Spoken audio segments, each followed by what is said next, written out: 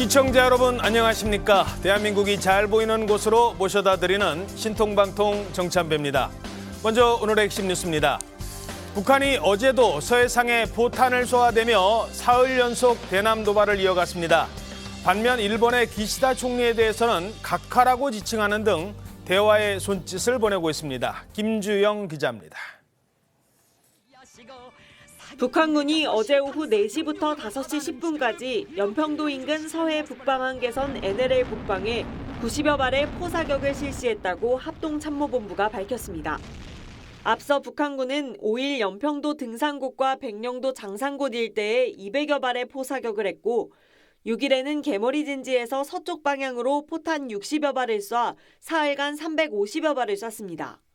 도발 첫날 포사격으로 맞대응했던 우리 군 당국은 6일과 어제는 북한이 자기 지역을 향해 쏜 것으로 판단해 해상 사격을 안 했다고 밝혔습니다. 연일 대남 도발을 이어가는 와중에 김정은 북한 국방위원장은 기시다 후미오 일본 총리에 지진을 위로하는 친서를 보냈습니다. 특히 친서에서 일본 총리를 각하라고 칭해 이례적이라는 반응이 나왔습니다. 하야시 요시마사 일본 관방장관은 2011년 동일본 대지진을 포함해 북한 최고 지도자가 일본 총리 앞으로 위로 메시지를 보낸 예는 최근에 없었다며 감사의 뜻을 표했습니다. 일각에서는 북한이 한국을 상대로 무력 도발로 긴장을 고조하는 한편 북일 관계를 개선해 한미일 3국 공조에 균열을 내보려는 움직임이란 분석이 나옵니다. TV조선 김주영입니다. 민주당 이재명 대표의 헬기 이송 논란이 좀처럼 수그러들질 않고 있습니다. 지역 의료계 곳곳에서 비판의 목소리가 나오고 있습니다. 골든타임을 지키기 위해서 권역 내 지역의료 체계가 잘 작동해서 그렇게 권역 외상센터 이송했는데 소방 헬기 불러주시거나 서울대 보내주시오. 그럼 그게 되겠습니까? 국민의 혈세를 들여서 중증 외상 응급의료 체계를 다 잘 만들어 놓고 지방에서 충분히 케어할 수 있는 환자들임에도 불구하고 여기서 합시다 하면은 일반인들이 서울을 간다고 그래요. 유력 정치인도 이렇게 생각을 하고 있으면은 그러면서 그 정치인이 환자들 보고는 지방에서 치료받으십시오라고 하는 게 너무 어폐잖아요. 자, 한 의료단체에서는 아예 이재명 대표에 대한 고발까지 예고하고 있습니다. 자, 지금 상황이 좀 심각해지고 있는데요. 먼저 들어보도록 하시겠습니다. 한마디로 특혜라고 생각을 합니다. 고쳐져야 된다라고 생각을 했기 때문에 고발에 나서게 되었습니다. 자, 이게 알려지면서 오히려 지금 지역 의사단체에서는 반발이 더 커지는 양상이에요. 아예 이 대표를 고발한다고요? 예, 맞습니다. 이 부산의 2대 또 전국의 29대뿐인 헬기 이용 때문에 의료계가 집단 반발하고 있는 상황이죠. 이 전라북도 의사회는 지역 의료계를 무시한 특혜 이송이다 이러면서 사회 지도층이 모범을 보이지 않았다 이렇게 얘기를 했고요. 대전과 경남도 의사회 역시 편법과 특권으로 얼룩진 서울행위였다 이런 비판을 내놨는데 특히 이 소아청소년과 전문의들이 모인 의사단체는 이재명 대표와 측근들을 오늘 검찰에 고발하기로 했습니다. 부적절한 헬기 이송으로 부산대병원과 서울대병원의 업무를 방해했다. 이런 이유입니다. 자, 이거 뭐 특혜 논란을 넘어서 아예 이제 법적 문제까지 커지고 있는데 이 상황 어떻게 보십니까? 그렇죠. 이게 순전히 이제 법적 논란으로 따지고 들면 사실은 약간은 형식 논리로 갈 가능성이 있어요. 이게 실질적인 결정은 이제 이재명 대표 본인이 하지 않았겠습니까? 예. 가족들이 얘기를 했고 그리고 이제 본인이 동의를 했다는 게 지금 부산대병원의 설명이거든요. 뭐 그렇게 했는데 그럴 경우라도 만약에 부산대병원이 끝까지 반대했다면 이송이 안 되는 거잖아요. 그렇죠? 그런데 이제 부산대병원은 그 담당 의사는 뭐 수술 준비까지 다 마친 상태였고 그런데 이제 센터장이 자, 이 뭐 가족들이 자꾸 이렇게 얘기를 하고 이재명 대표 본인도 동의를 하고 뭐 이러니까 서울대병원으로 보내자 뭐 이런 최종 결정을 했다고 본인이 지금 얘기를 했잖아요. 예. 그런 걸 보면 이걸 순전히 법적인 형식 논리만 가지고 따지면 사실은 부산대병원이 결정한 거나 마찬가지란 말이죠. 근데 실질적으로 들어가면 부산대병원 결정 이전에 사실은 그 현장에 있던 이재명 대표 비서실장 뭐 또는 가족 뭐 이런 사람들이 계속해서 압력을 넣었기 때문에 어쩔 수 없이 부산대병원이 결정을 한 거로 보이거든요. 예. 그래서 이거는 형식 논리상만 따지면 자칫 잘못하면 부산대병원 책임론으로 번질 수가 있는데 실질적인 관계를 따져보면 사실은 부산대병원은 약간의 정무적 판단을 했다는 점, 이런 점이 이 이제 전체적인 법률 논쟁 과정에서 좀 감안돼야 되는 것 아니냐, 전 그렇게 봅니다.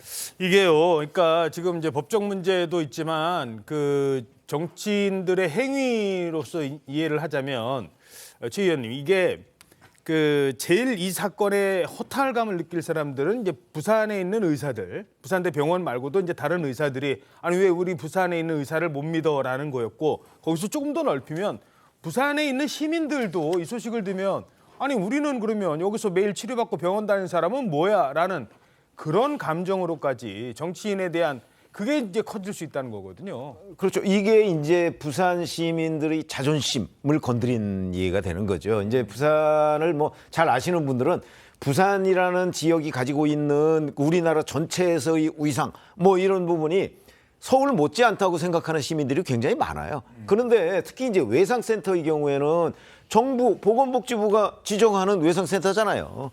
여기 서울대병원은 서울시가 지정하는 외상센터입니다. 그러니까 이게 급이 달라요.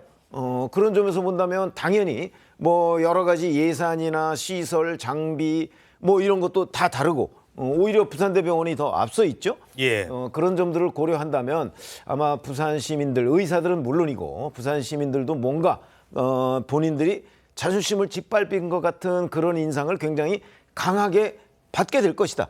정치적으로는 이게 굉장히 중요한 거거든요. 그렇죠. 그리고 당시 뭐 정황이 없었다곤 합니다만 일부 의원들의 뭐 잘하는 병원 이런 발언들도 상당한 이 반발을 느꼈습니다. 사실 헬기 이송 특혜 논란이 이렇게 지역 의료 비하로까지 커진 건 다름 아닌 민주당 인사들의 발언이 이어졌기 때문이었습니다. 뇌경 정맥 둘레의 60%가 손상된 심각한 부상입니다. 이재명 대표는 초기에 매우 위중한 상태에 놓였었고 천운히 목숨을 살렸다고 해도 과언이 아닐 것입니다. 오히려 부산대 권역외상센터는 정말 아주 비상응급 치료를 받아야 되는 곳입니다. 오히려 여기서 대표가 눌러 앉아서 권역외상센터에서 막 치료만 받고 있었다 그러면 오히려 정말 더 비상응급을 받아야 되는 환자들을 또 오히려 방해할 수 있는 뭐 이런 또 오해를 받을 수 있기 때문에 응급치료를 받으셨으니 그 이후에 여러 환자와 가족들의 의사에 따라서 수술치료와 입원치료를 받을 수 있는 선택권은 있었다라고 보고요. 자, 이 논란 어떻게 보십니까? 글쎄 이제 공인이니까 뭐 일반 국민들께 좀 더 모범적이고 때로는 이제 희생적이고 헌신적인 모습을 보여야 된다는 데는 저는 동의를 해요. 그런 측면에서 공인으로서는 상당히 좀 아쉬운 부분들이 많다. 뭐 이재명 당대표 주변에 이제 그 비서실장이라든가 이 결정에 참여한 사람들이라든가 아니면 저렇게 방송에 나와서 좀 부산의 정서를 좀 건드리는 발언을 한 정치인들이라든가 좀 부적절해 보이는데 당시에 이재명 당대표와 가족들만 놓고 보면 저는 일부 좀 약간 판단이 아주 좋은 판단은 아니었다 할지라도 충분히 저는 이해가 갑니다. 왜냐하면 어쨌든 상처를 입은 사람이 제대로 판단을 할 수 있었을까? 그리고 두 번째는 부산 사람이 아니잖아요. 근데 제가 여행을 다녀도 그 지역을 먼저 알기 전에는 그 지역의 모든 게 다 불어나거든요. 근데 거기에 살지 않는 사람이 가장 먼저 떠오르는 뭐 자기 주변에 좋은 병원 뭐 이런 것들은 이제 인간적인 좀 본능이라는 차원에서 보면 그거는 조금 실수가 있더라도 이렇게까지 비난을 할 정도인지 그 부분을 좀 양해를 좀 해줄 수 있는 부분이 아닌가 이런 생각도 듭니다. 물론 잘한 판단은 아니지만 어느 정도 비난을 받을 일이지 법적으로 갈 상황은 아니다. 뭐 이렇게 또 말씀을 하셨습니다. 이재명 대표의 헬기 이송 이후에 그런데 그럼 나는요? 라는 의견들이 많아진답니다. 지역 응급의료 현장에서 이런 현상이 발생한다는데요. 국민일보 12면 기사입니다. 저도 서울로 옮겨주세요. 저도 119 불러주세요. 저도 헬기 타게 해주세요. 이른바 의료계에서 이재명 따라하기 아니 사람 몸 중요한 건요. 내 몸이 제일 중요해요. 이재명 대표 몸 상태도 중요하겠지만 아픈 사람 입장에서는 상처받은 사람 입장에서는 내 몸이 제일 중요합니다. 누구는 헬기 타는데 누구는 헬기 타고 서울까지 가는데 왜 나는 안 됩니까? 이게 무슨 얘기예요 지금? 이게 지금 대한응급학회 의사회 이영민 의사가 이제 밝히면서 알려졌는데 이 국민일보와의 통화에서 119를 불러달라 이런 요구를 하는 환자들의 민원이 늘어났다고 하는 겁니다. 그러면서 이 이동 부담은 환자가 지는 건데 이마저도 왜 우리가 돈을 내야 하냐 이런 항의들이 빗발치고 있다는 건데요. 원래도 병원에서 이런 이송 문제를 두고 환자들의 요구가 계속돼 오긴 했었지만 이번 이재명 대표의 상황 때문에 이런 요구가 더 빗발치고 폭발하게 됐다 이렇게 설명을 하고 있습니다. 예. 서울로 전원시켜달라 이런 요구가 충남과 제주도 등에서만 20건이 넘었다고 하는데요. 그 직장인 커뮤니티인 블라인드를 통해서도 본인이 의사다 이렇게 밝힌 사람이 급성 감낭염으로 수술하는 환자가 서울 병원을 가길 원해서 전원 조치는 이제 의사가 소견서를 써줄 수 있기 때문에 써줬는데 그거에 더해서 구급차를 좀 배치해달라 이런 요구를 해서 환자를 만류하느라 힘들었다 이런 얘기를 하는데 여기에 더해서 헬기까지 띄워달라 이런 얘기까지 하게 된다면 의료진 입장에서는 난감하고 가뜩이나 업무 때문에 바쁜데 이런 환자들의 민원까지 챙기기 어렵다 이런 지금 항의 글들도 잇따르고 있습니다. 예. 자, 이 상황 어떻게 보십니까?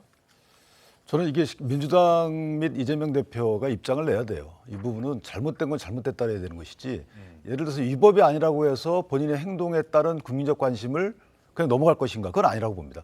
지금 국회의원이시잖아요. 법을 만들었어요. 응급구조법을 만들어서 이 응급 환자는 이렇게 처리해라. 그때는 응급 환자를 응급기관에서는 거절해서도 안 되지만 딴 곳으로 전환하는 요건을 다 적시해놨단 말이죠. 이 요건에 해당하지 않는 것 같아요. 제가 볼 땐. 그런데도 전원을 했는데 헬기 타고 하셨어요. 그 헬기도 그 관련 법이 있습니다. 그 헬기를 사용해야 되는 것은 뭐 벽지에서 환자가 발생했거나 이럴 때 사용하라고 만들어 놓은 거예요. 세금으로. 근데 그게 아니었잖아요. 벽지가 아니잖아요. 부산이라는 곳이. 부산에서 서울대병원으로 가는데 헬기를 왜 이용했느냐에 대해서 사과해야죠. 본질이 아니다. 다 본질입니다. 사실 환자 생명도 살리는 것도 본질이지만 다른 환자 그 시간에 만약에 벽지에서 환자가 발생했으면 어떻게 했습니까? 그 환자는 큰 피해를 입는 거 아니겠어요? 그렇기 때문에 헬기 이용에 대한 요건을 정해놓은 것인데 법에 이거 다 안 지키셨잖아요. 그렇다면 과정은 내 모르겠지만 어쨌든 국회의원이자 야당 대표라면 본인의 행동에 따른 여러 가지 후속 파장들이 일어날 것에 대비해서 사과를 해야 되는 것이죠.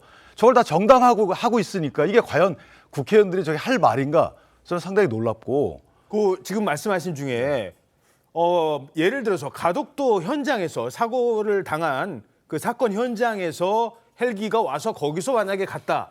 그러면 이게 몸 상태가 어떤지도 모르고 급하니까 서울로 헬기 타고 헬기가 바로 와서 갔다라고 하면은 조금 이해되는 측면도 있지만 거기에서 부산대 병원으로 갔고 부산대 병원에서 우리가 수술할 수 있겠네 그래서 수술 준비까지 했는데도 굳이 병원에서 병원을 헬기 타고 갔다라는 부분도 지금 지적하시는 것 같아요. 그러니까 이제 도서벽지라는 곳은 해당의 의료시설이 없는 거죠. 그 환자를 살릴 만한 의료시설이 없는 경우에 신속히 헬기로 이동하는 거죠. 육상교통수단이 없으니까. 그때 이용하라고 그 헬기를 만든 거란 말이에요. 근데 부산은 그때 이재명 대표가 필습당했을 때 119에서 계속 전화로다가 응급조치를 했다는 거예요. 응급조치 지시를 하고 조언을 하고 그래서 다 어느 정도 정보는 다 인식을 한 거죠. 부산대병원에서. 그러니까 부산대병원은 충분히 치료할 수 있음에도 불구하고 아까 말씀드린 건 정무적 여러 가지 이유, 가족의 편안 이런 거 모든 국민이 다 원합니다.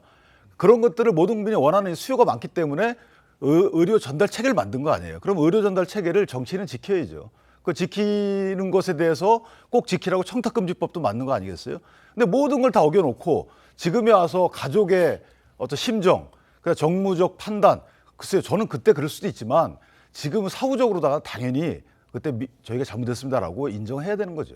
이제라도 사과할 건 사과를 해야 된다. 조금 더 설명해 주시죠. 아니 그러니까 이제 잘못된 부분이 곳곳에서 드러나고 있잖아요. 뭐 그 잘못은 민주당 그 현역 의원 일부의 뭐 말 잘못도 있고, 그다음에 서울대병원 의사의 뭐 부적절한 언행도 있고, 부산대병원과 마치 의료진의 무슨 실력을 비교하는 듯한 얘기를 했잖아요. 뭐 이런 점도 있고, 그다음에 여러 가지의 문제들이 다 지금 드러나고 있거든요. 근데 그거 어느 하나도 정치적으로 보면 이재명 대표가 연관 안 된 부분이 없어요.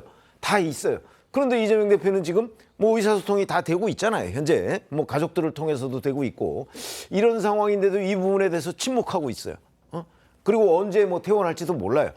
이런 상황이 되면 정치인으로서 이 책무, 본인과 관련된 문제인데 그런 부분에 관해서 저는 국민들한테 소상하게 이 과정을 설명하고 난 잘못이 없으면 없는 대로, 뭐 있으면 있는 대로 사과할 부분을 사과해야 된다. 왜 침묵을 지키고 있느냐? 이런 부분은 아마 계속해서 지적이 잇따르고 있을 것으로 보입니다. 예.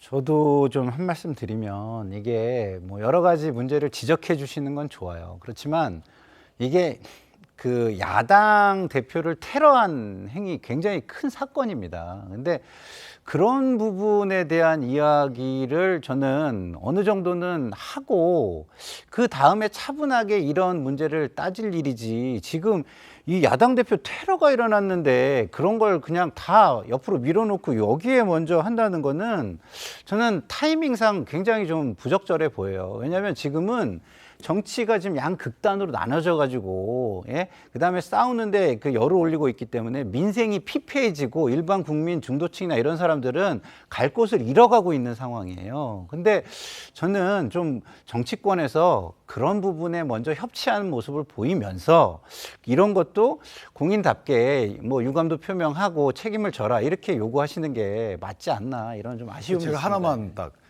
이거 우상이 아니잖아요. 이재명 대표가 우리의 리더예요. 그러니까 리더라는 것은 국민을 잘 살기 위해서 정책을 만들고 그 정책이 잘 발현될 수 있도록 국민을 끌고 가야 됩니다. 근데 정책은 뭐 공공의대 만들고 그다음에 지역의사제 만들어놨어요. 그게 합당한지 모르겠습니다. 논박이 있지만. 근데 그 정책이 구현되는 과정에서 과연 지역의료 격차가 그 해소할 수 있는 지금 언행을 안 하셨잖아요. 그럼 거기에 대해서 본인이 유감 표명해야 되는 것이고. 아니, 그러니까 유감 표명을 저도 해야 된다고 말씀을 오해를 드렸고, 만들었잖아요. 격차가 예. 있는 것처럼 오해를 만들었던 거고, 또 하나는 과연 국회의원이 저렇게 그냥 항상 박수만 받고 있어야 되는 거 아니잖아요. 동시에 진행이 돼야 되는 거죠. 수사 진행되고 있잖아요. 그다음에 유감 표명 다 했잖아요. 그러면 지역에서 의사들이 저렇게 들고 일어나는데 그 격차가 있는 것처럼 오해받은 이런 행위에 대해서는 다 고쳐져야 되잖아요. 얼른 모든 국민을. 그러니까 그 부분을 인정 안 하겠다는 게 아니라, 예?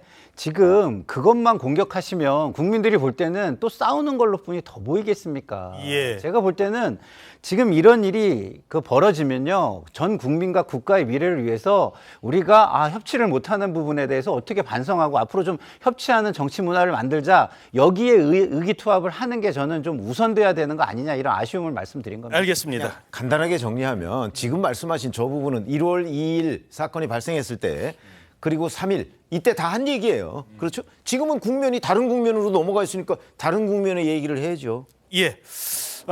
일단은 응급실에서는 퇴원을 했고요. 현재 회복 상태이고 뭐 죽도 지금 드시면서 어느 정도 몸 상태를 건강을 찾아가고 있다라는 상황까지는 말씀을 드렸습니다. 이번에는 흉기로 공격한 김모 씨에 대한 수사 상황도 살펴보도록 하겠습니다. 근데 경찰이 그동안 제일 궁금했던 게 김 씨의 당적이 어떻게 됐느냐인데, 경찰이 사실상 압수수색도 하면서 당적을 확실하게 파악을 했는데 공개는 하지 않기로 했다. 예, 경찰이 지난 3일이죠. 법원으로부터 압수수색 영장을 받아서 국민의힘과 민주당 두 당에 대한 그 김 씨의 당적 조회를 실시했고요. 실제로 당적이 어떻게 됐는지도 파악은 했는데 이 부분에 대해서 공개는 하지 않기로 내부 방침을 정했습니다. 정당법에 따르면 비공개로 하기로 돼 있는 근거가 있기 때문인데요. 정당법 24조 4항은 범죄조사에 관여한 공무원은 당원 명부와 관련해서 취득한, 그러니까 알게 된 사실을 누설하지 못한다. 이게 개인정보이기 때문에 그렇다라는 게 정당법의 이유인데, 이를 어기된다면 3년 이하의 징역이나 금고에 처해질 수가 있습니다. 그래서 수사기관 입장에서는 이를 공개적으로 공표하지 못하는 어려움이 있다, 이런 입장을 견지하고 있는 상황입니다. 그러니까 이 사건이 당 차원에서 이루어진 사건이라면 당을 어떤 공개를 해야겠습니다만, 당원이라는 이유로는 공개하기는 좀 부담스럽다라는 겁니다. 반면 민주당은 이 피의자의 당적을 공개해야 된다라고 요구하고 나섰습니다. 당적은 정책 동기를 밝히는 중요한 단서입니다. 수사기관은 국민의 마음에 단 한 점의 의혹도 남기지 않도록 해야 할 의무가 있습니다. 경찰의 소극적 행태가 또 다른 논란과 혼란을 부를 수 있음을 유념하고 그 어떤 의혹도 남지 않도록 철저하게 수사하기를 바랍니다. 자, 이 당적 공개 논란은 어떻게 보십니까? 뭐 어느 정도 공공기관이 확인해주진 않았지만 어느 정도 언론을 통해서 많이 밝혀진 것 같고요. 다만 이 범행 동기와 당적은 무관한 걸로 지금까지 나오고 있거든요.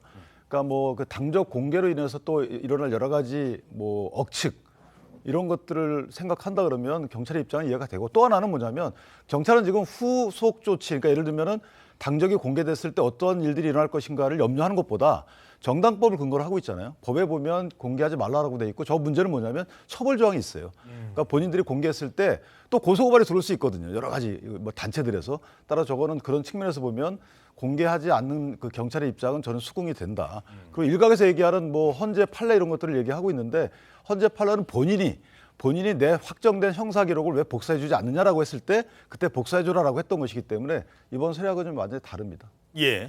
저는 일단은 첨예한 이해관계가 있는 쪽에는 그래도 뭐 제한적으로라도 공개를 해주는 게 맞지 않는가. 왜냐하면 이제 박성중 대변인이 얘기한 것처럼 이게 공개를 해도 논란이 될 수 있지만 안 해도 논란과 혼란이 있을 수 있거든요. 그런 걸 막으려면 첨예한 이해관계가 있는 쪽에는 어느 정도 설명을 해주고 그다음에 뭐 이제 우리가 뭐 공무원 때 보면은 서약을 많이 받아요. 뭐 이런 것을 알게 된 것에 대해서는 차후 이것을 자발적으로 공개할 때 법적 책임을 내가 지겠다 뭐 이런 거를 약속을 받고 저렇게 좀 약간 의심을 가지고 있고 뭐 이런 사람들 그리고 그 의심이 다른 어떤 정쟁으로 흐를 어떤 위치에 있는 사람들한테는 설명을 하는 것도 방법이 아닌가 저는 이런 생각이 듭니다. 예. 아니 근데 현행법에 엄연히 하지 못하도록 돼 있어요. 저는 박성준 지금 민주당 대변인이 대단히 무책임한 주장을 하고 있다고 생각해요. 정당법에 있잖아요, 엄연히. 그리고 그걸 했을 경우에 처벌 조항까지 있잖아요. 그러면 만약에 그 경찰이 당적을 공개해서 처벌 받으면 그러면 박성준 대변인이 책임질 건가요? 이거는요 명백하게 법 규정에 있기 때문에 그걸 지키는 걸 뭐라고 할 수는 없다 이렇게 봅니다. 근데요, 이게 우리가 공무원으로서 일을 할 때 자료를 이관하잖아요. 자료가 이관되면 그 자료를 최종적으로 이관받은 공무원이 책임을 지게 돼 있어요. 근데 박성중 그 의원이나 이런 사람들은 사실상 지금 국가 공무원입니다. 그렇기 때문에 저 자료들을 어떤 권한을 위임받거나 아니면 권한을 행사해가지고 그럴 수 있는 허가를 득하면 얼마든지 자료를 볼 수 있고요. 그거에 대한 법적 책임은 또 따로 질 수 있는 방법이 얼마든지 있기 때문에 제가 볼 때는 저게 예를 들어서 이런 겁니다. 국회가 굉장히 의구심이 있는 거를 국가에다 자료를 요구해서 자료를 공개받잖아요. 그러면은 그것을 공개하고 안 하고는 국회의원이 책임을 지는 거예요. 그래서 그게 위법성이 조각될 수 있는지 없는지 나중에 판단을 받는 거거든요. 그렇기 때문에 그런 차원에서 저는 제가 하나만 말씀드리면 저는 사실 의도가 불손하다고 보는 게 저렇게 본인들이 법리 검토를 했을 겁니다. 해가지고 경찰은 공개하지 못할 것이다라고 아마 결론을 내렸을 거예요. 그렇기 때문에 공개하라고 요구하는 겁니다. 제가 볼 땐 그래요. 저는 그렇게 추측합니다. 근데 본인이 만약에 당적이 있으면 민주당에서 공개하면 돼요.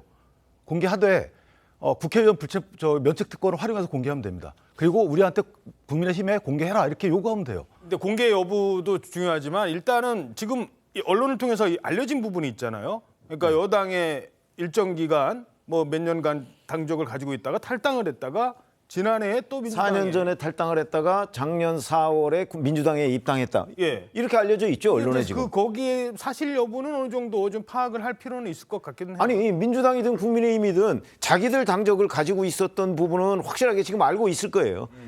그런데 이제 경찰에서는 그걸 공개하면 정당법 위반이고 3년 이하의 징역이잖아요. 그걸 지금 박성준 대변인이 자꾸 공개하라고 얘기하는 건 무슨 의도일까요? 그렇게 자신 있으면 경찰에 자료 요청해서 박성준 대변인이 자기가 공개하면 되잖아요. 예. 그런데 이게 그러니까 개인의 뭐 당적 하나만 가지고 이걸 파악하기보다는 이 사람이 개인의 행동이었느냐 아니면 누군가 조력을 해줬느냐 라는 부분도 지금 아직 덜 파악이 된 것 같아요. 범행하기 전날 그리고 당일에도 이 김 씨의 행적이 조금씩 드러나고 있는데 혼자가 아니었나라는 생각이 든다는 겁니다. 조선일보 12면 기사예요. 아직까지는 이게 정확하게 조력을 받았는지 공범이 있는지 여부는 파악되지 않고 있습니다. 그런데 이재명 습격범 이재명 지지자의 차를 얻어 타고 사전에 답사를 했다라는 겁니다. 사진 보시죠. 자, 전날 차에서 내리는 장면이 포착이 됐어요. 근데 저 차를 몰아준 사람이 누구냐라는 거예요. 그리고 사전 답사 과정에서 2번이나 다른 사람의 차를 얻어 탔다는 겁니다. 저 지금 내려서 걸어가는 장면인데 그 전에 내린 차가 저 숙소에서 내려서 걸어가는 저 장면에 내린 차가 누구 차였느냐. 저 사람은 뭐 울산에도 들렸고 여러 차례 범행을 꾸준히 계획하고 준비를 하고 있었어요. 부산은 잘 몰랐겠죠. 지역이나 지리를 누군가 도와줬다는 거예요. 자, 이 부분인데 최지영 기자, 지금 어떤 연유로 저렇게 동승하게 됐다 이렇게 알려지고 있습니까? 예, 일단 저런 일반 차량을 탄 게 두 차례인데요. 이 지난 1일에 그 봉화 마을에서 양산 평산 마을로 이동할 때, 그리고 또 부산 가덕도에서 창원의 모텔로 이동할 때 이렇게 두 번입니다. 그런데 봉화에서 평산으로 갈 때는 이 대표, 이재명 대표의 지지자 차량을 탔고요. 또 그 부산 가덕도에서 창원으로 이동할 때는 인근 주민 차량을 이용했다, 지금 이렇게 알려지고 있는데, 특히나 이 봉화에서 양산 평산마을로 갈 때는 차로 타면 50분인데 뭐 다른 대중교통을 이용하게 되면 3시간 정도 걸린다고 합니다. 그래서 현장에서 만난 이재명 대표 지지자의 차량을 얻어 타고 갔다는 건데요. 이 당시에 운전자와 이 김모 씨를 제외하면 2명이 더 동승했는데, 그러니까 운전자와 나머지 2명은 지인 관계였다고 합니다. 이재명 대표를 지지하는 지지자들이고 알고 있는 지인 관계인데, 이 김모 씨 같은 경우에는 현장에서 처음 만난 사람이다, 이렇게 그 관련 인물들이 경찰에 이미 진술을 한 걸로 알려지고 있습니다.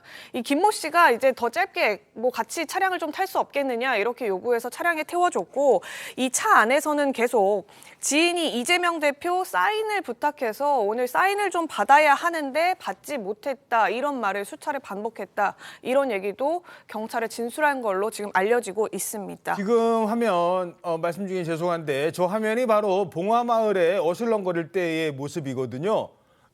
지금 봉화마을에 기자들 와 있고 다른 뭐 민주당 관계자들도 있는데 저렇게 쑥 나타나서, 그러니까 지지자들은 봉화마을 앞에 많이 가니까, 근데 저 피의자 김 씨만 있었던 게 아니라 다른 사람들도, 이재명 대표 지지자들도 있었는데, 자 우리 이제 집에 갑시다 하고 갈 때 저 차 편이 좀 불편한데 저도 태워주시겠어요 해서 우연히 만나서 데리고 간 거다, 차에 태운 거다, 지금 이 정도로 지금 얘기가 나오고는 있다는 거예요. 예, 뭐 수사당도 마찬가지고 또 민주당 또 의원 일부도 지금 저런 차량을 타고 동승한 의혹, 뭐 그렇기 때문에 배후나 공모 가능성이 있는 것 아니냐, 이런 의혹 제기를 하고 있는 건데요. 현재 지금 아까 말씀드렸던 이재명 대표 지지자들 차량을 얻어 탄 부분, 그리고 또 그 가덕도에서 창원으로 갈 때 인근 주민의 차량을 얻어 탄 부분, 이 두 부분에 대해서 모두 관련 인물들이 경찰 조사를 받았는데, 모두 마찬가지로 이 현장에서 이 김모 씨를 처음 만났다, 일면식이 전혀 없는 사람이다, 배우설, 공모설에 대해서는 일절 부인하고 있는 걸로 알려지고 있습니다. 구체적으로 차 안에서 내 이 대표 사인 받아야 되는데 사인을 못 받았네 라는 얘기까지 했다. 그러면 어느 정도는 처음 만났다라는 느낌도 들고, 요 동승자 문제는 어떻게 보십니까? 근데 경찰이 지금 저 차주들에 대해서 다 조사를 했잖아요. 물론 뭐 그 조사 결과를 저희가 다 믿을 수 있는 상황은 아닐 수도 있는데, 적어도 그 사람들이 이제 이 김모 씨를 모른다고 지금 얘기를 한단 말이죠. 그럼 우리가 이제 상상할 수 있는 얘기는, 예를 들어서 봉화마을 같은 데 가면 거기에 예를 들어서 그 민주당 지지자 아닌 사람들이 얼마나 와 있을까요, 평상시에?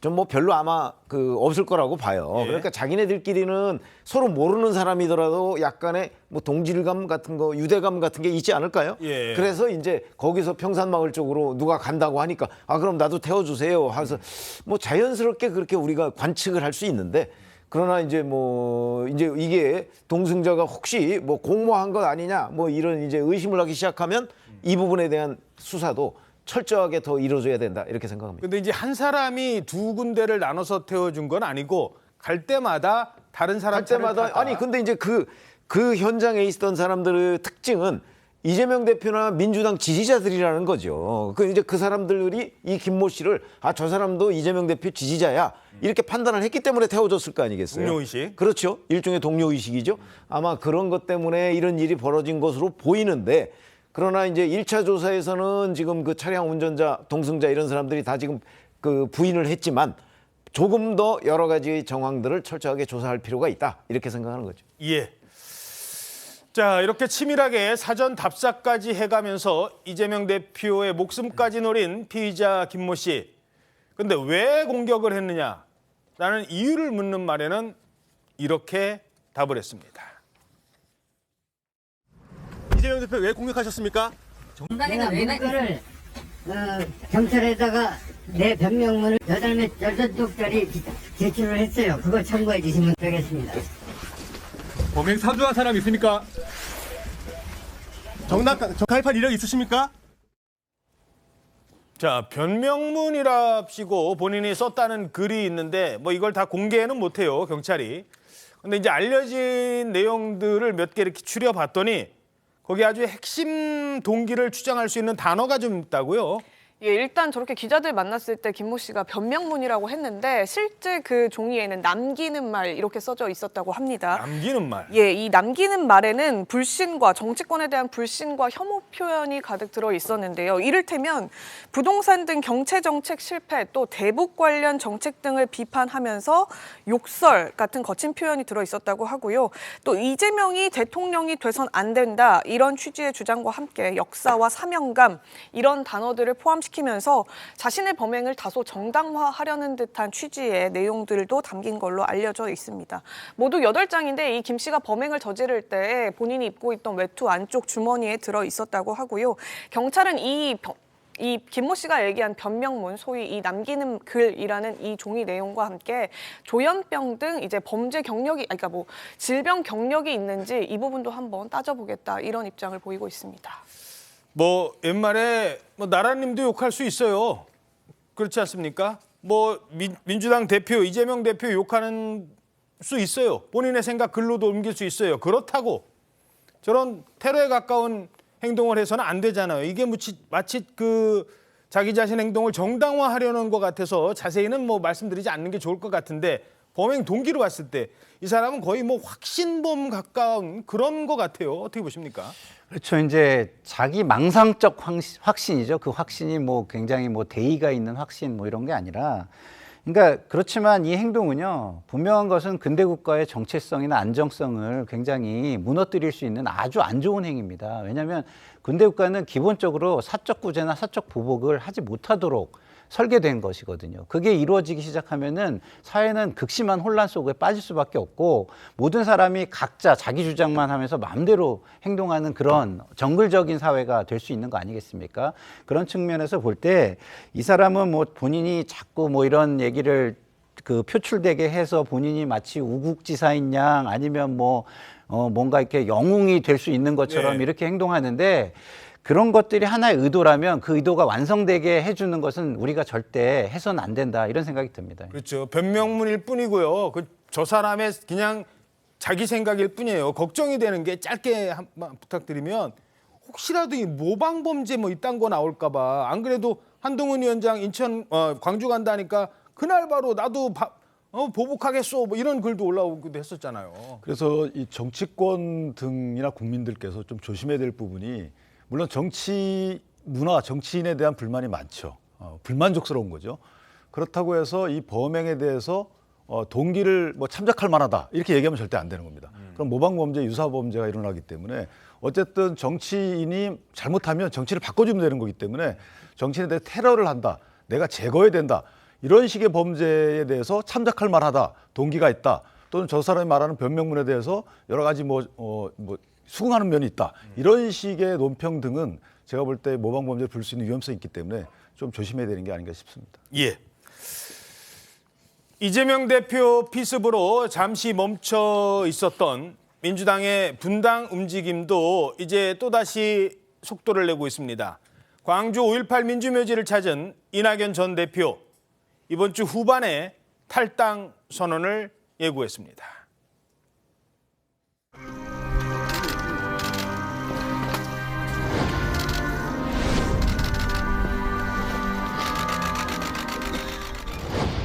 이것은 야권의 재건과 확대의 작업입니다. 이번 주 후반에는 제가 인사를 드리고 용서를 구해야 하지 않겠나 생각합니다.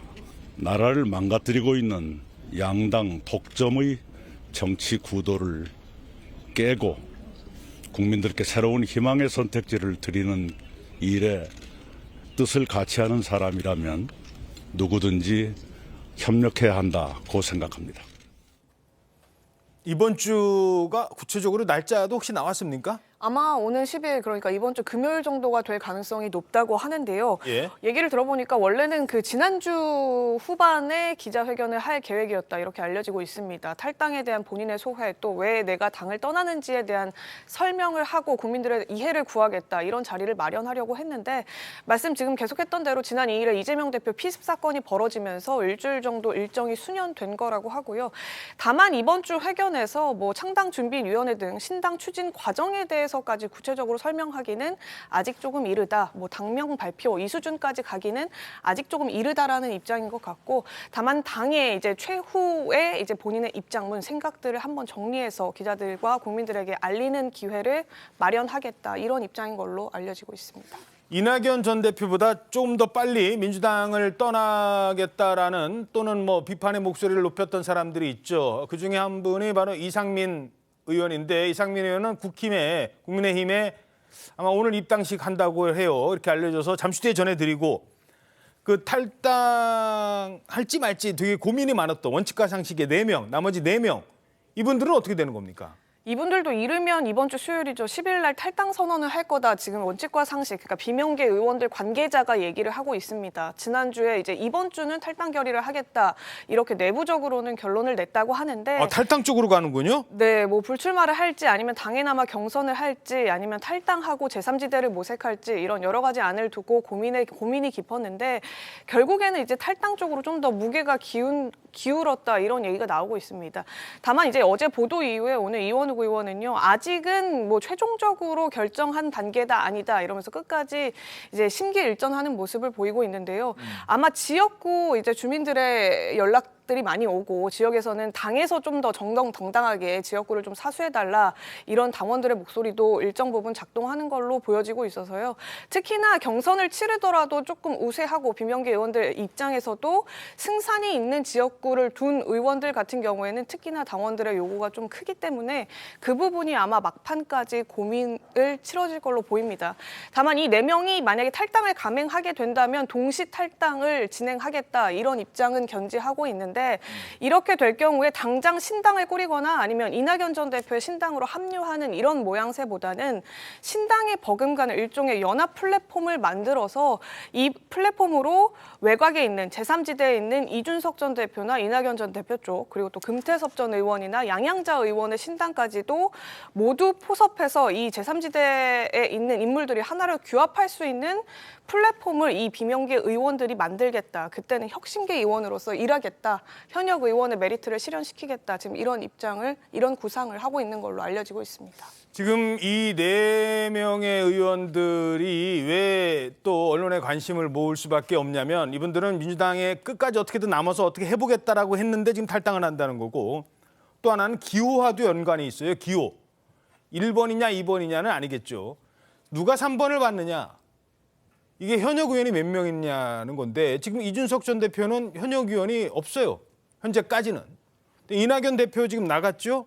근데 아마 그 깃발로 모인다면, 그 깃발로 안 간다 하더라도 현역 의원 4명, 현재까지는 현역 의원이 제일 많은 기호 3번을 받을 수 있는 이런 모임이거든요. 예.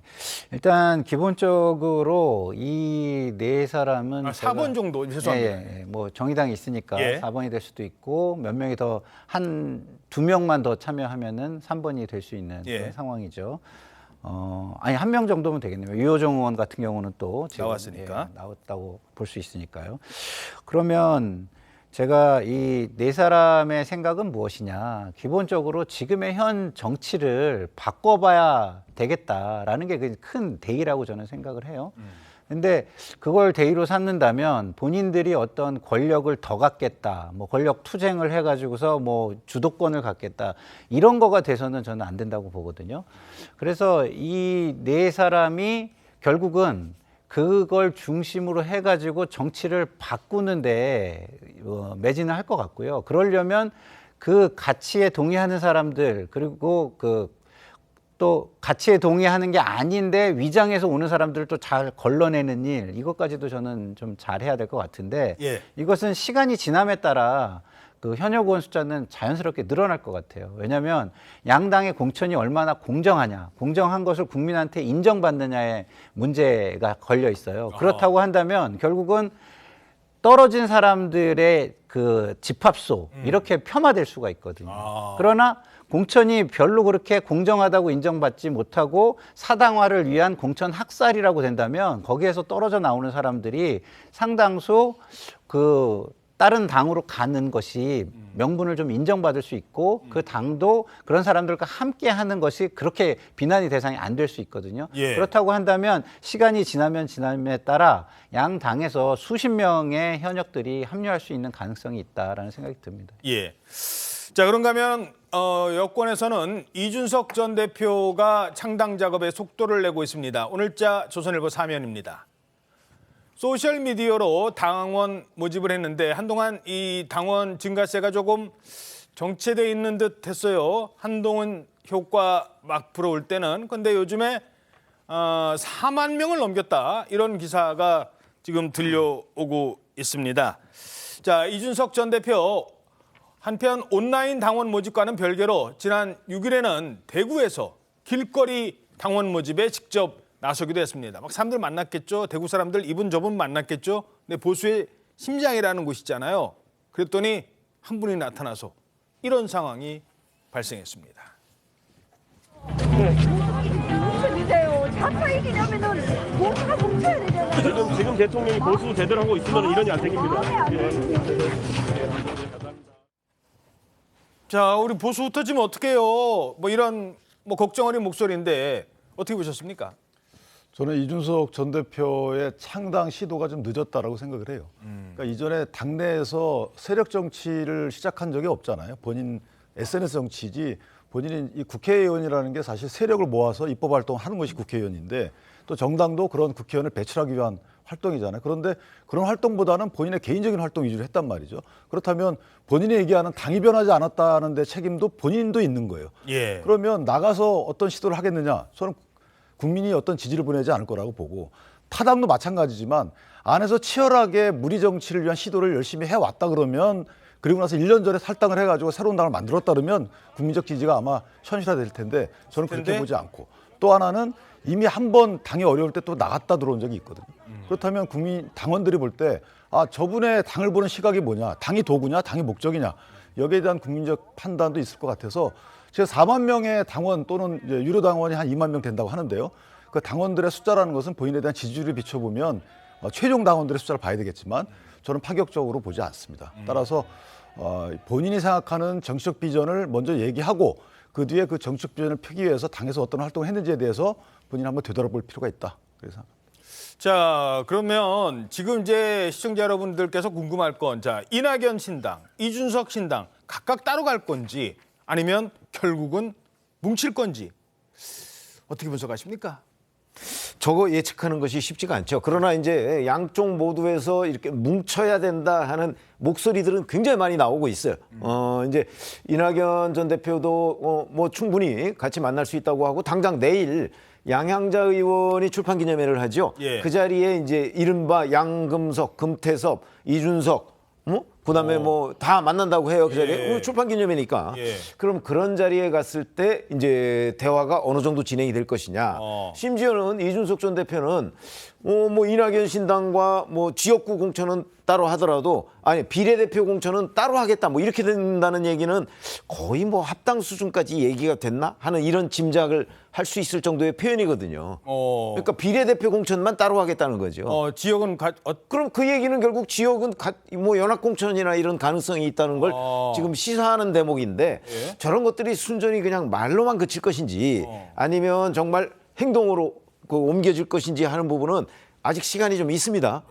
그렇기 때문에 이 사람들이 이제 제3지대라는 곳에서 이른바 빅텐트라는 걸로 모아져서 한꺼번에 하나의 어떤 정치 결사체로서 일반 국민들한테 표를 달라고 할 수 있을 것인지 이게 지금 뭐 가능성 얘기는 계속 나오고 있는데 또 여기에 장애물들도 어마어마하게 많거든요.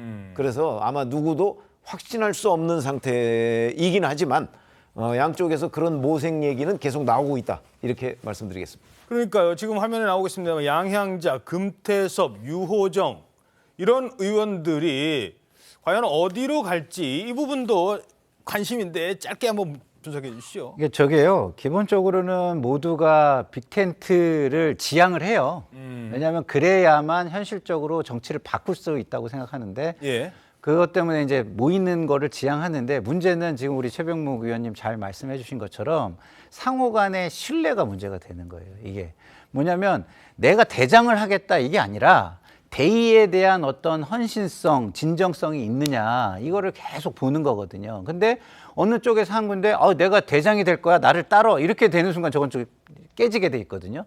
그래서 저분들이 얼마나 가치와 대의를 앞세우느냐가 저는 관건이라고 봅니다. 지금 두 분 저 화면에 저렇게 나눠서 나오는데 왼쪽에 있는 저 전직 대표는 나이 안 따지는 사람이에요. 나이 상하 불문. 뭐 나이 많고 적고가 정치의 판단에 전혀 기준이 안 된다고 생각하는 분이고 오른쪽에 계신 분은 민주당에서도 상당히 원로급이시고 과연 이 두 분이 만나면 누가 앞자리에 서고 누가 이거 얘기를 해야 돼? 이런 것도 아직 정리 안 돼 있어요. 아니 근데 이제 둘이 그러다가 서로 앞자리 차지하겠다고 하다가 제3의 인물이 나올 수도 있죠. 이제 그런 여러 가지가 아직은 이제 시간이 있다고 생각하는 것 같아요. 그러니까 지금 1월에는 각계약진을 일단 하는 걸로 보고 아마 2월쯤에 가면 이제 뭐 본인들 중에 서열 정리를 하든가 아니면 제3의 인물이 나서든가 이렇게 돼서 이제 제3의 인물이 이 빅텐트의 주인으로서 뭔가 총선을 지휘하겠다 이럴 수도 있는 거거든요. 그래서 굉장히 변수가 많다. 물론 이거는 이제 긍정적인 의미의 변수고 아까 말씀하셨듯이 부정적인 의미의 변수도 못지않게 많습니다. 예, 공천을 좀 더 지켜봐야 알 수 있을 것 같습니다. 각 당의 공천. 지금부터는 국민의힘 소식 짚어보겠습니다. 한동훈 비대위원장이 인재 영입을 통한 외연 확장에 힘을 모으고 있죠. 자, 그 상황 짚어보겠습니다. 비상대책위원장인 제가 직접 인재영입위원장을 맡아서 좋은 분들이 우리 당으로 오시도록 앞장서려 합니다. 그동안 업무의 효율성과 연속성을 위해서 열정적으로 일해온 이철규 인재영입위원장도 앞으로 똑같이 저와 함께 계속 일하게 될 겁니다. 자, 한동훈 위원장이 인재 영입도 같이 하기로 했습니다. 근데 뭐 지금 뭐 인재 영입 1호는 이제 다른 분이 나왔습니다만 결국 민주당을 탈당했던 이분은 국민의힘으로 갔습니다. 어떤 이야기 나누셨는지 제가 뭐 정치를 한 지 얼마 안 됐잖아요.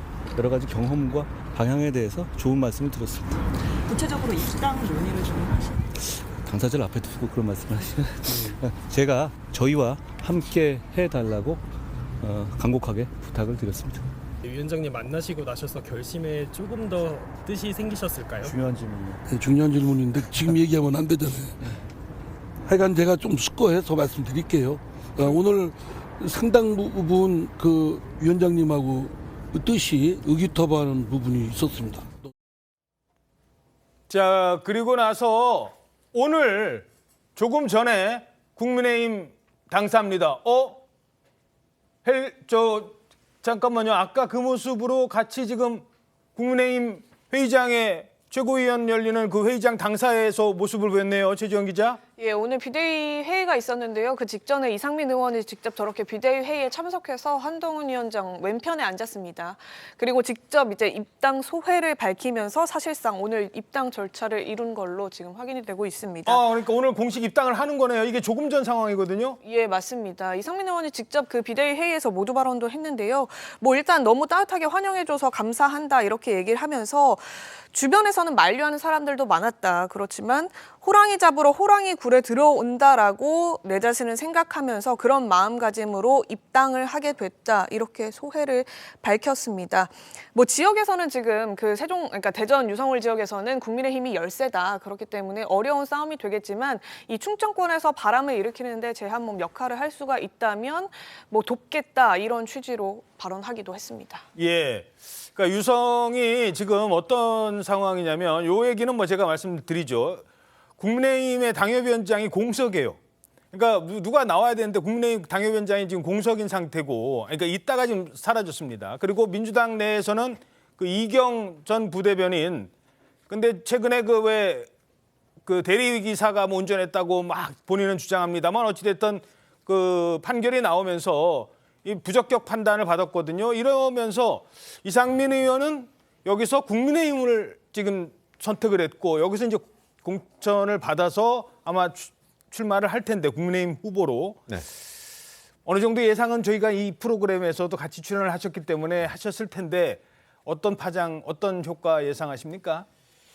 사실 대전, 충남 전체적으로 보면 국민의힘이 상당한 정도의 열세를 보이고 있습니다. 아마 이번 총선도 뭐 비슷한 양상이 전개되지 않을까 이렇게 판단이 되는데 그런 거 보면 대전에서 특히 대전 유성의 경우에는요. 그 자리에서만 이상민 의원이 5선을 했습니다. 그렇죠. 그렇다면 유성은 뭐 국민의힘의 불모지나 다름없다 이렇게 얘기를 할 수가 있겠는데 지금 이제 이상민 의원이 이제 민주당을 탈당하고 국민의힘에 입당함으로써 그 단순한 한석이 아니고 대전 전체의 분위기를 어차피 또 대전의 사실상 맹주라고 하는 박병석 전 국회의장이 그 출마를 안 하잖아요. 그러니까 그거와 연결돼서 이제 한 분은 민주당 출신 출마 안 하고 민주당 출신이었던 그 원로가 또 그 국민의힘에 입당을 하고 뭐 이런 전체적인 분위기로 보면 대전에서 국민의힘의 분위기가 상당히 좋아질 가능성은 충분히 있다고 봅니다.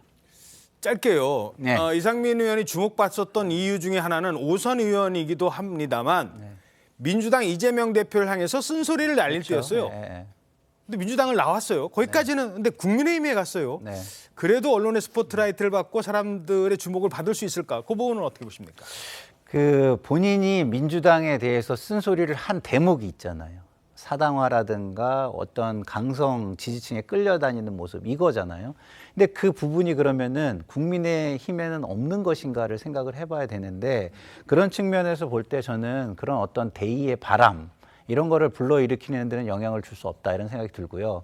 그렇지만 의미를 굳이 찾아보자면 한동훈 비대위원장이 변화를 위해서 많은 시도들을 하고 있어요. 근데 그 변화들의 어떤 빌드업 과정에 하나로서는 의미가 있다고 봐요. 그러나 이게 변화로 완전히 완결이 되려면 결국에는 한동훈 장관이 윤석열 대통령과의 차별화 여기까지 한 발을 내딜 수 있느냐가 저는 문제라고 보고 그게 되지 않는다면 이것은 결국 찻잔 속의 태풍으로 그냥 끝나는 정도다 이렇게 볼 수밖에 없습니다. 근데 지금 휠체어를 저렇게 한동훈 위원장이 이렇게 뒤에서 밀어주는 모습을 보면 아니 저런 분을 왜 국민의힘에서는 이재명 대표가 왜 만류를 안 했을까? 만류 아니 떠난다고 이미 예고를 하셨었거든요. 근데 누구 하나 이재명 대표가 뭐 메시지를 보내서 아이 그래도 좀 남아 계셔야죠. 이런 얘기 없었다는 거예요. 좀 민주당 입장에서는 상당한 손해 아닌가 싶어요. 저는 저분이 이제 어떤 그 펼치는 가치 이런 것들도 표현이 되어 왔잖아요. 국민의힘에서도 사실 불편한 그 법사위원장을 했던 그런 기억도 있어요. 저희 입장에서 보면. 그렇다면 저분이 그러니까 당선권에 있는 분을 한번 모셔온 이런 문제가 아니고 본인이 추구하는 가치상 국민의힘을 선택했다는 겁니다. 그러니까 민주당 입장에서 보면 이경이라는 분이 사실 출마하기 어려워진 이런 정황이 있는 상황에서 본인이 예를 들어 국회의장을 하기 위해서 국민의힘을 택했다 이런 비판도 있잖아요. 그런데 무소속으로 나가서 당선될 확률도 없지 않아 있어요. 상당히 더 클 수 있습니다. 그럼에도 불구하고 정당을 택했다는 것은 해당 정당이 추진하는 새로운 변모 모습, 그러니까 격차 해소라는 이런 한동훈 비대위원장의 일갈이 아마 마음을 움직이지 않았나 생각이 드는 거고 이재명 대표 입장에서 보면 불편한 거죠. 그러니까 저번에 말씀은 약이 될지언정 존재 자체가 불편하기 때문에 안 잡고 다른 분으로 대체하려는 것이라서 이게 민주당의 현 주소를 보여주는 게 아닌가 이렇게 좀 판단하고 있습니다. 예. 자, 대전 지역에서 과연 이상민 의원이 본인의 어떤 역량을 얼마나 발휘할 수 있을지 당이 먼저였는지 본인의 어떤 네임밸류가 먼저였는지도 살펴볼 대목일 것 같습니다. 한 군데 더 보죠. 사실 부산인데요. 이재명 대표가 피습당한 장소 부산. 그런데 거기에 한동훈 위원장이 내려갑니다. 다른 데는 다 하루짜리 어떤 행보였잖아요. 여기는 1박 2일이랍니다. 조선을 보시죠. 부산 민심 미묘해요 지금. 아까도 전해드렸습니다만 헬기 이송. 아니 가덕도에서 서울대병원 간 것도 아니고 그래야 뭐 급하니까 서울대병원 갔다고 쳐도 부산에서 부산대 병원까지 간 분이 왜 서울대 병원으로 부산대 병원에서 병원을 헬기로 이동을 했을까? 이런 상황에서 한동훈 위원장이 1박 2일로 부산을 가네요? 예, 맞습니다. 모레와 글피, 그러니까 10일과 11일 이틀, 1박 2일 동안 부산에서 현장 일정을 소화하기로 했는데요. 말씀하셨던 대로 지난 취임 이후로 대전과 대구, 광주, 경기 등 지역 일정을 수행했지만 1박을 하면서 현장 일정을 수행하는 건 이번 부산 일정이 처음입니다. 아무래도 부산 엑스포 유치 실패 이후 나빠진 부산 민심을 조금 수습하고자 하는 생각도 있었을 거고요. 오늘 보도대로 이재명 대표의 부산 민심이 악화된 그 배경도 일정을 결정하는 데 일정 부분 영향을 미친 것 같다, 이렇게 알려지고 있습니다. 예. 이 한동훈 위원장 이 부산을 방문해서요, 청년 초청 일자리 현장 간담회 또 당원 간담회를 잇따라 진행한다고 하고요. 현장에서 직접 비대위 회의를 주재하는 것도 부산이 아마 처음이 될 걸로 보입니다. 오늘 비대회의 부산에서요? 네. 그렇군요. 알겠습니다. 아마 부산 방문 일정은 오늘 오후에 또 들어오는 소식이 있기 때문에 자세한 내용은 내일 좀 전해드려야 될 것 같습니다. 요 소식이 하나 있어서 시간 관계상 이 정도로 마무리를 하죠. 지난 주말에 이런 일이 있었대요. 한동훈 위원장이 여기저기 다니면서 사람들 만나잖아요. 볼 때마다 꼬박꼬박 인사도 하고 그렇습니다. 근데 문재인 전 대통령 부인 김정숙 여사와 마주치는 일이 있었어요. 근데 인사를 하는데 쑥 지나가는 것처럼 보였어요. 쑥 지나가는 건지 아닌지 아직 모릅니다만, 자, 화면 다시 한번 보시죠. 옆에 분과는 인사를 분명히 했어요. 고개를. 자, 뒷모습 보이는 김정숙 여사의 모습이거든요. 근데 그냥 인사를 안 하고 갔다는 거예요. 글쎄, 인사를 안 한 건지 한 건지. 자, 취지훈 기자, 조금 더 상황 설명해 주세요. 예, 저 행사가 이제 지난 토요일 날 열렸던 고 김대중 대통령 탄생 100주년 기념 행사였는데요. 저 예. 행사가 저렇게 지금 생중계됐거든요. 예. 현장에는 한동훈 비대위원장뿐만이 아니고 여야 원로들, 여야 원내대표 등등이 참석을 했는데, 문재인 전 대통령이 먼저 입장을 하면서 앞줄에 도열해 있는 인사들과 인사를 나눴고요. 그 뒤로 이제 김정숙 여사가 뒤따르면서 인사를 나눴는데, 지금 보신 것처럼 한동훈 위원장 왼쪽 옆에 있는 이종찬 광복회장과는 인사를 나눴습니다. 정대철, 이종찬과는 그 두 분과는 인사를 나눴어요. 네, 그렇습니다. 그리고 나서 한동훈 위원장이 저렇게 크게 인사를 했는데, 김정숙 여사가 따로 이제 인사하는 제스처가 뒷모습이긴 합니다만 잘 보이지 않은 채로 그 옆에 이제 홍익표 원내대표와는 다시 만나서 이제 인사를 하고 목례를 하거든요. 예. 그러니까 고의적으로 한동훈 위원장을 패싱한 것 아니냐, 지금 이런 논란이 불거졌는데, 이 부분에 대한 진위 여부, 오중 여부는 파악이 되지 않고 있습니다만, 한동훈 위원장은 이 부분에 대해서 나를 아무래도 잘 모르셨던 것 같다, 내가 조금 더 잘 인사드리겠다, 이런 입장을 밝혔습니다. 저 장면 어떻게 보셨습니까? 글쎄, 의도적으로 패싱한 걸로 보여요. 왜냐면 이제 표정을 어떻게 했느냐, 예를 들어서 표정만 가지고서도 인사를 받을 수는 있는 거죠, 물론. 그러나 그래도 집권당의 비대위원장이잖아요. 얼굴을 몰랐을 리는 없을 것 같고, 그 이종찬 광복회장을 지나고 그다음에 저렇게 인사를 하는데, 그러면 그 다음부터 계속 그 패싱하고 지나갔다면 모르지만 또 홍익표 원내대표하고는 또 인사를 했거든요. 예. 그렇게 보면 김정숙 여사가 한동훈 비대위원장은 인사 자체를 받지 않겠다, 이렇게 판단한 것이 아닌가, 저는 그렇게 봅니다. 지금 저 장면을 놓고 보면 고개도 까딱 안 했어요. 그런 걸 보면 아마 그 패싱이라는 분석이 맞는 것으로 보입니다. 저 논란이 되자 한동훈 위원장의 입장도 나왔거든요. 저는 그것도 눈에 띄더라고요. 제가 앞으로 더 인사 열심히 하겠습니다. 저렇게 얘기했어요. 김 여사가 저를 모르셨을 수도 있어요. 다음엔 제가 좀 더 잘 인사드리겠습니다. 이거 어떻게 보십니까? 그러니까 어쨌든 김 여사가 인사를 안 받은 건 맞는 것 같아요. 저런 반응을 볼 때는. 이제 일부러 그랬는지는 이제 본인이 모르는 상황이니까 저렇게 예의껏 말씀을 한 것인데, 문제는 뭐냐면 김 여사가 참석한 저 행사에서 문재인 전 대통령이 하신 말씀이 김 여사 다시 한번 새겨야 돼요. 그러니까 국민 통합 얘기하고 막 그러셨잖아요. 예. 그러니까 통합의 당내 통합만은 말씀하지 않으실 거고, 전직 대통령이시기 때문에 국민적 통합을 염두에서 말씀하셨을 텐데, 글쎄요, 저런 모습들이 TV로 나가는 걸 다 아실에도 불구하고 저렇게 일부러 비춰졌다면, 그러면 저게 메시지가 아니겠습니까? 예. 그걸 보는 민주당원들이나 민주당 지지층 입장에서 보면 어떤 메시지를 인식을 할 거고, 그럼 통합에 어떤 역할을 할까요? 그래서 저는 문재인 대통령과 말씀을 나눠볼 필요가 있지 않을까라는 생각을 합니다. 글쎄요, 여기 논평이 그러니까 표정을 우리가 안 본 상태에서 뭐라고 할 수 없습니다만, 뒷모습만 봤을 때는 그랬다는 거, 그걸 전제로 어떻게 보십니까? 그러니까 만약에 지금 그 가정이 맞다면 그냥 그 의도적으로 지나친 거라면 어른스럽지 못한 거죠. 예, 김정숙 여사께서 뭐 공인은 아니지만 사실상 민주당 입장에서 보면 거의 민주당의 대표적인 인사 중에 한 분인데 그 어른스럽지 못한 그런 모습을 보이는 것이 지금의 정치 상황, 양단으로 나눠져 가지고 서로 비난하고 대결하는 정치 상황을 개선하는데 조금 도움을 오히려 줘야 될 어른이 어른답지 못한 행동을 했다. 저는 이런 생각이 들고요. 저런 부분에 대해서는 지금이라도 뭐 좀 약간 해명을 하고 뭐 한동훈 장관이 좀 받아주고 이렇게 해서 좀 무마를 하는 것이 국민 입장에서는 보기 좀 덜 불편한 상황이 되지 않을까 이런 생각이 듭니다. 예. 근데 이게 또 논란이요. 이게 과거에도 이런 일이 있었다라는 지금 기사가 나오고 있어요. 그게 뭐였느냐? 2019년 비슷한 논란을 낳기도 했었다라는 게 있던데 그건 뭐예요? 이 2019년 광주 5.18 민주화운동 기념식에도 이런 비슷한 패싱 논란이 있었다 이런 얘기인데요. 황교안 대표. 예, 당시 이제 황교안 자유한국당 대표와 악수를 안 한 겁니다. 어. 이 김 여사가 황교안 대표 이제 양옆에 있었던 당시 이해찬 대표와 손학규 바른미래당 대표와는 악수를 다 했거든요. 그런데 이제 황 대표도 이제 손을 움직이면서 악수를 이제 연달아 하려고 하면서 이제 손을 움직였는데 지금 보시는 것처럼 이해찬 대표 악수하고 황 대표 그냥 지나가고 손학규 대표. 예, 그래서 악수에 응하지 않다 보니까 황 대표가 다소 민망한 듯 저 손을 이제 들었다 다시 내리면서 왼손으로 저렇게 얼굴을 긁는 무안해하는 듯한 표정이 연출되기도 했었습니다. 야, 저거는 어떻게 보셨습니까?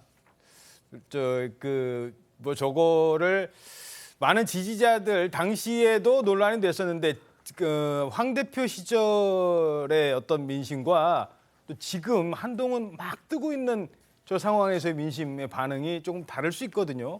그 차원에서는 어떻게 보세요? 근데 어쨌든 저기 그 앞에 서 있던 분들의 당적이나 역대 그 전력을 확인해 보면 오히려 거꾸로 했었어야죠. 황 대표가 인사를 하고 바쁘셨다면 바쁘셨을 수도 있습니다. 그래서 몇 사람만 선별적으로 인사를 할 수 있었을 수는 있는데 그렇다 하더라도 황 대표하고 했었어야 되는 거죠. 그런 것이 영부인으로서 또 여사로서의 어떤 역할을 충실하시는 게 아닌가라는 생각이 들고 물론 다음에는 황 대표가 했다고 합니다. 그런데 지금 저 때 논란이 있었음에도 불구하고 지금 또다시 만약에 인사를 안 했다면 또다시 그렇게 하셨다는 것이 글쎄요. 어찌 보면 한 일국의 국모를 했던 분이 또 하나는 국가 원수를 예우하는 이유는 국민통합에 기여하라는 겁니다. 그렇기 때문에 그 국민통합에 기여하는 방법으로서는 상당히 부적절했다. 그렇게 생각합니다. 자, 여기서 근데 이 부분을 좀 지목해 보고 싶습니다.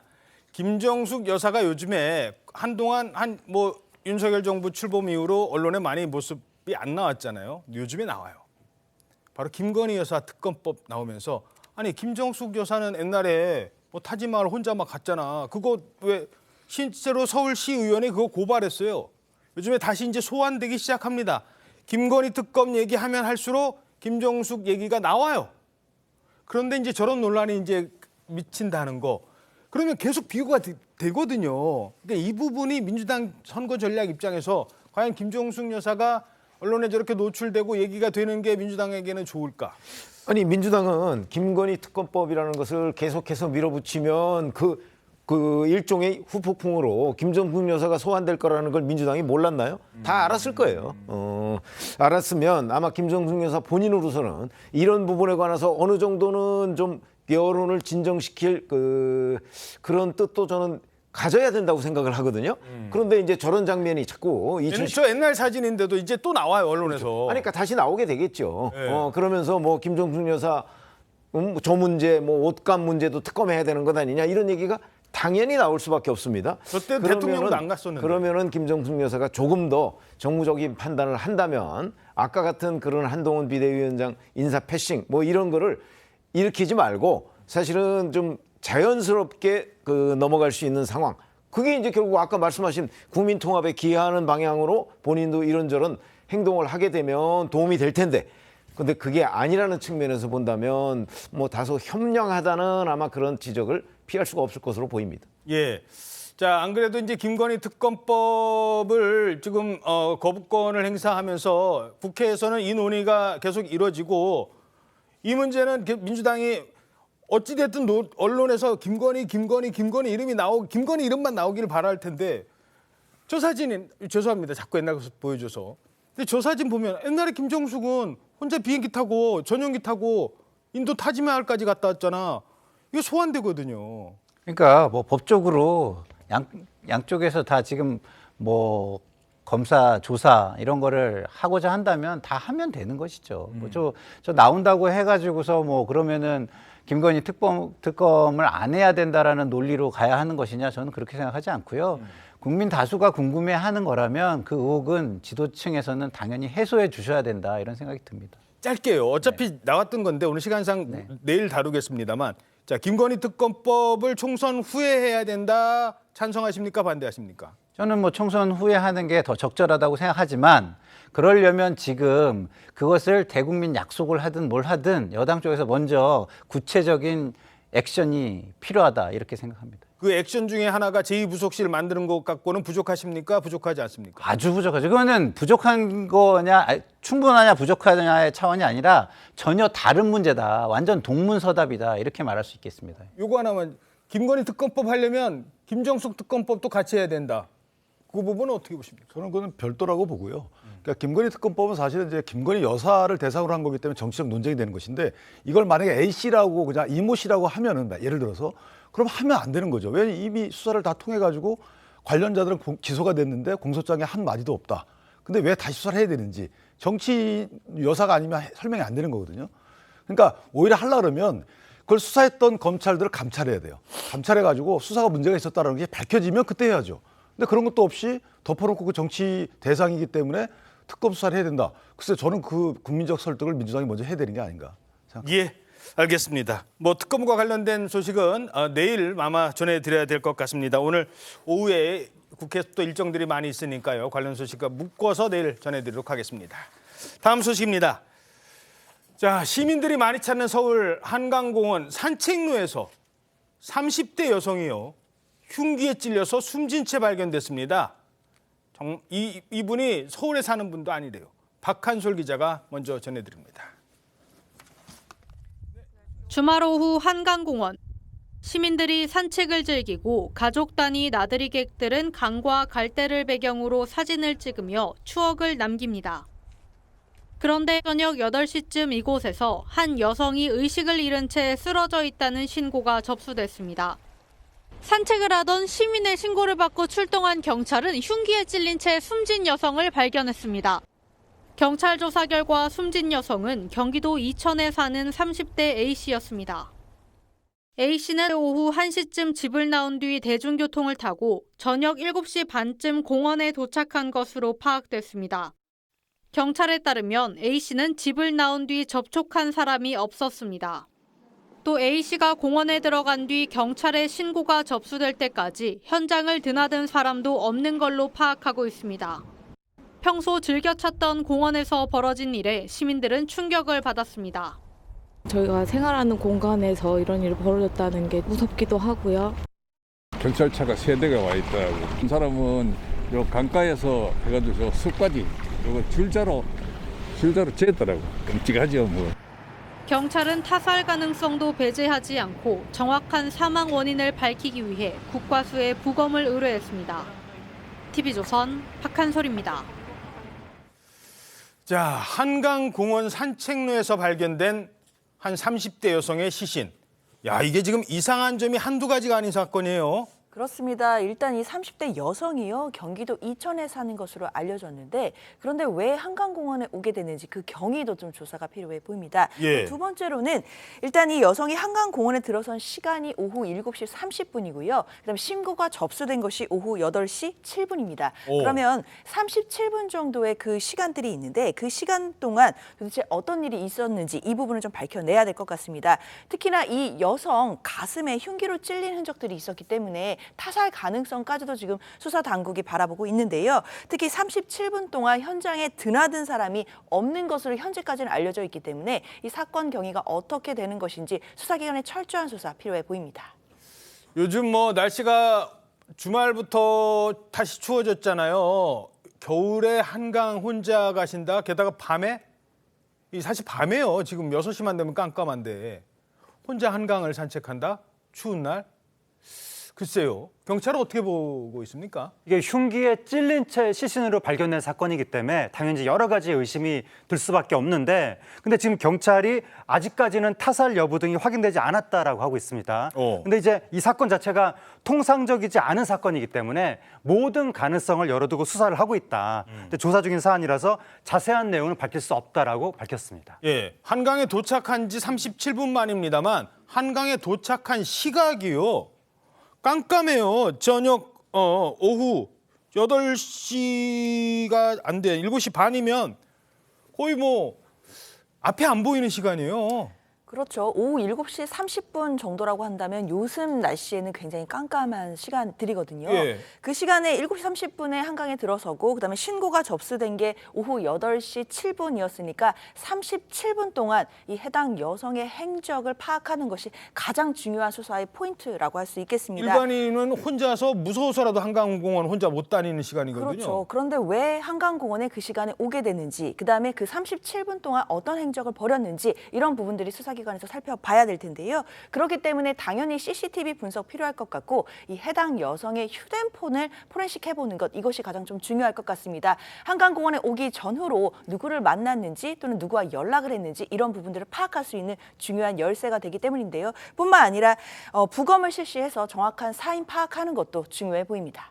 예. 자, 설 명절이 이제 얼마 안 남았죠. 명절하면 생각나는 추억의 스포츠 바로 천하장사 씨름이죠. 이 천하장사 출신 대표적인 예능인은 강호동 씨인데 강호동 씨가 다 이기다가 이 사람만 만나면 힘든 그런 경기를 했어요. 한창 씨름 황금기를 이끌었던 강호동 씨와 라이벌. 자, 왼쪽에 강호동이에요. 옛날 강호동. 야, 저 때만 해도 진짜. 근데 오른쪽이 바로 라이벌 황대웅 천하장사입니다. 강호동도 쉽게 못 꺾었다는 황대웅 씨.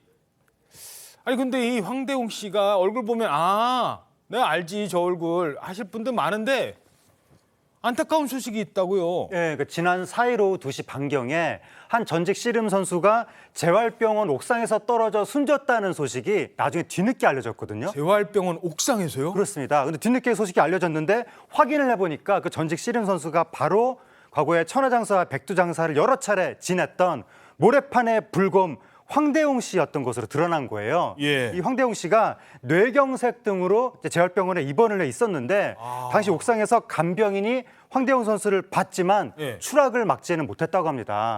병원으로 옮겨졌지만 바로 이제 숨지게 됐는데 이 황대웅 씨가 98년에 은퇴해서 그동안 개인 사업을 해왔던 것으로 해왔다고 합니다. 그러다가 갑자기 뇌경색으로 쓰러졌군요. 그랬는데 지금 경찰이 정확한 사망 경위를 조사 중에 있습니다. 자, 이 모래판의 불곰이었거든요. 황대웅 선수가. 과거 강호동 씨의 강력한 라이벌뿐만 아니라 또 기록도 우리나라 씨름계에 갖고 있는 기록이 많아요. 그렇습니다. 500경기 출장이라는 전무후무한 그런 기록까지 달성을 했고요.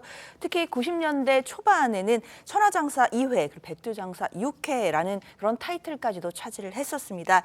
특히 민속씨름 그 당시에 대기록도 세웠기도 했고 당시 4회 연속 천하장사를 노렸던 강호동 선수를 준결승에서 꺾고 결승에 올라서 강호동 라이벌이다 뭐 이런 평가까지도 받았던 바가 있었고요. 예. 특히나 이제 국내 2세대 씨름 전성기라고 할 수 있죠. 강호동 선수, 박강덕 선수, 백승희 선수와 함께 그런 전성기를 이끌었던 선수로 알려졌기 때문에 안타까움을 자아내고 있습니다. 예, 58인데 아직 젊은 나이인데 뇌졸중으로 쓰러져서 병원에서 치료를 받다가. 네. 자, 다음은요. 아르바이트생 눈물 나게 했다는 또 다른 진상 손님과 관련된 사연입니다. 요즘에 뭐 동전 쓰는 사람들도 많지도 않죠. 근데 이걸 참 폭언과 폭행뿐만 아니라 상당히 사람의 감정을 상하게 하는 일이 또 발생했습니다. 어떤 일이 있었던 거예요? 너무 황당한 사건인데요. 그러니까 어느 평범한 화장품 가게에서 있었던 일인데 당시에 이제 손님하고 아르바이트생이 저렇게 마주보고 있었거든요. 근데 아르바이트생이 뭔가를 설명하고 있었는데 갑자기 손님이 뭘 던집니다. 아르바이트생한테. 바닥에 팡 하고. 그러니까 막 이렇게 무슨 시비가 붙어서 다툼을 하고 있는 도중에 던진 것도 아니고 아르바이트생이 뭘 설명하고 있는데 갑자기 던진 거예요.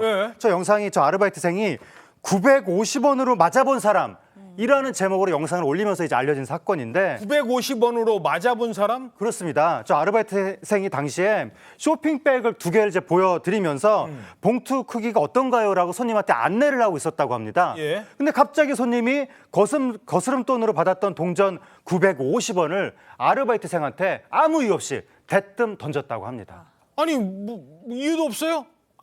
아니 근데 손님의 태도는 더 적반하장이라고요? 네, 이 해당 아르바이트생과 같이 일하던 다른 직원이 그래도 이러면 안 된다, 사과하셔야죠 라고 했더니 이 해당 손님이요. 미안하지만 내가 그럴 일이 있어요 이렇게 말을 하고요. 바닥에 떨어진 100원만 주워서 유후히 나가버렸다라고 합니다. 미안하지만 내가 그럴 일이 있다고요? 그러니까요. 그러더니 잠시 후에 가게로 이 손님이 다시 돌아와서는 나머지 돈을 돌려달라고 요구를 했고 그래서 다른 직원이 그 돈을 또 돌려줬다고 합니다. 이 피해를 입은 아르바이트생은요. 너무 황당해서 가만히 있었던 나도 너무 웃기고 다시 보니까 속상하기도 한데 고소하려고 하니까 찾아와서 해코지를 할까 봐 두렵기도 하고 부모님이 보시면 속상하실까 봐 그냥 여기 온라인 커뮤니티에 글을 올린다라는 취지의 이야기를 해서 저는 좀 더 안타까운 마음이 들더라고요. 야, 아니 자기가 950원 던져놓고 100원만 가져가더니 나중에 또 돈 나머지 850원 주세요 그랬대요. 참.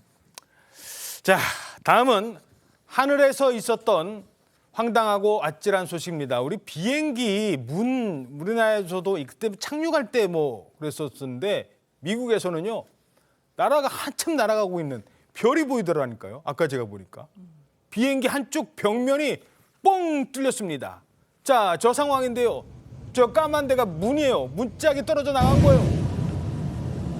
와, 저 소리 들어보세요. 와, 얼마나. 야, 저 바깥에 까만 별이 보였어요. 아까 어떤 사고입니까 저게? 예, 비행기에 지금 보신 것처럼 지금 한쪽 면이 그냥 보이는데 저게 문이 열린 게 아니라 문이라든가 창문이라든가 한쪽 벽 자체가 그냥 뜯겨져 나갔다고 합니다. 문이 떨어져 나간 거예요, 그냥? 무슨 폭탄이 터진 것도 아니고 그냥 자기 혼자서 뜯겨져 나갔다는 거예요. 너무 황당한데 저 당시에 이제 처음에 뜯겨 나갈 당시에 압력차로 인해서 기내에서 막 엄청난 바람이 불게 되거든요. 예. 그래서 바로 옆에 있는 승객들이 옷가지가 뜯겨져 나갈 정도로 엄청난 이제 압력차가 있었다고 하는데 현지 시간으로 5일 오후 5시쯤에 미국 오리건주 포틀랜드 국제공항을 이륙한 알래스카 항공 소속의 보잉 737 맥스 여객기거든요.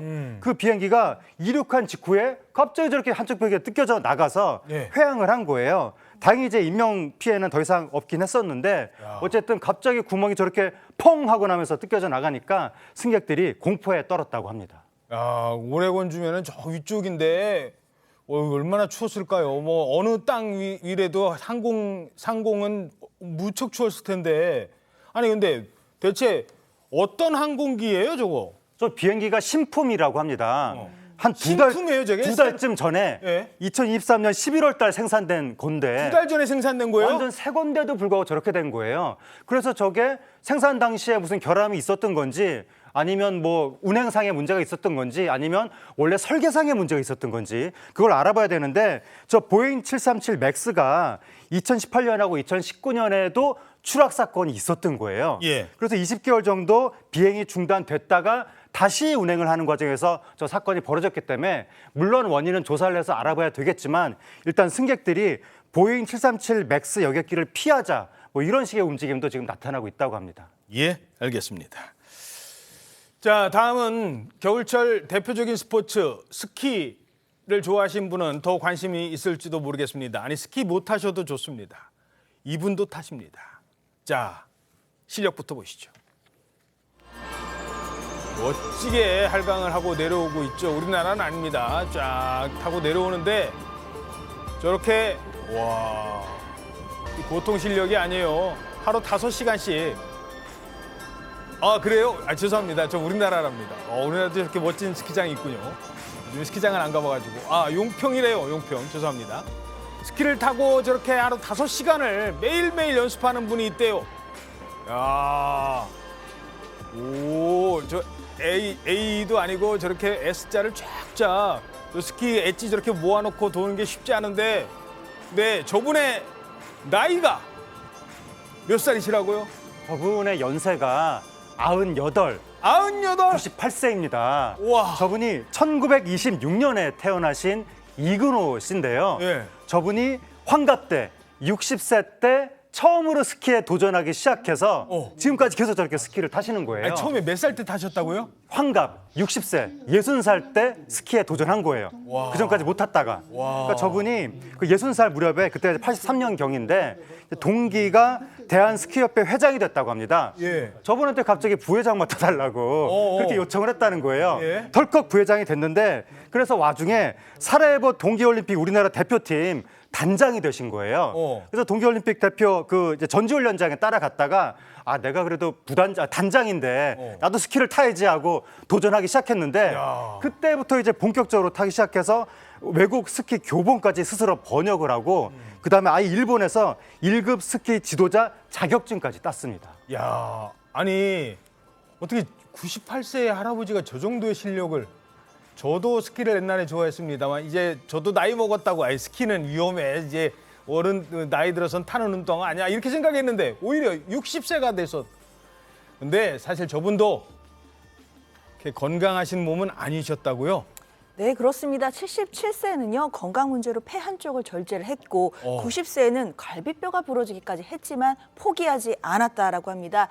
이 이사장은요, 장수의 비결로 스키를 타면서 하체를 단련한 것을 꼽고 있고요. 예. 특히 이제 시즌에는 스키를 5시간 전후로 타고 비시즌에는 2시간 이상 사이클링 머신을 타면서 하체를 단련한다고 합니다. 야, 정말 98살에도 스키를 탈 수 있습니다. 시작은 60살부터 시작하셨답니다. 1분 뒤에 돌아오겠습니다. 네, 오늘 아침 대한민국 잘 보이셨습니까? 오늘 하루 당신의 대한민국 신통방통이 응원해드리겠습니다. 여러분 고맙습니다.